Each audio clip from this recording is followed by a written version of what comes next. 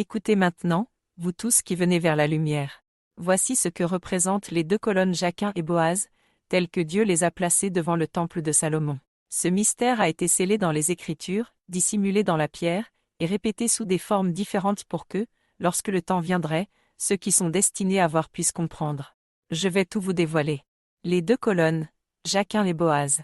À l'entrée du temple, Salomon place deux colonnes monumentales, l'une à droite, l'autre à gauche.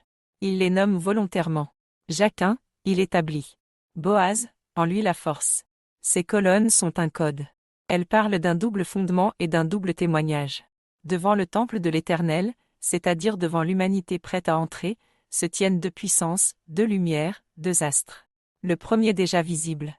Le second attendu. Ces deux colonnes sont les deux témoins de l'Apocalypse. Dans l'Apocalypse, les deux témoins se tiennent devant le Seigneur de la terre. Illuminent, témoignent, sont tués, puis se relèvent. Annoncent une transformation du monde. Ce sont deux lumières. L'Écriture les appelle. Les deux oliviers. Les deux chandeliers. Les deux lampes. Les deux prophètes. Ce sont deux flammes placées devant la porte du royaume. Dans le cosmos, ces deux témoins sont le Soleil, témoin de la lumière du monde actuel. Neptune allumé, témoin de la lumière du monde nouveau. Lorsque Neptune s'allumera, les deux témoins se tiendront debout ensemble, et alors la porte du temple s'ouvrira.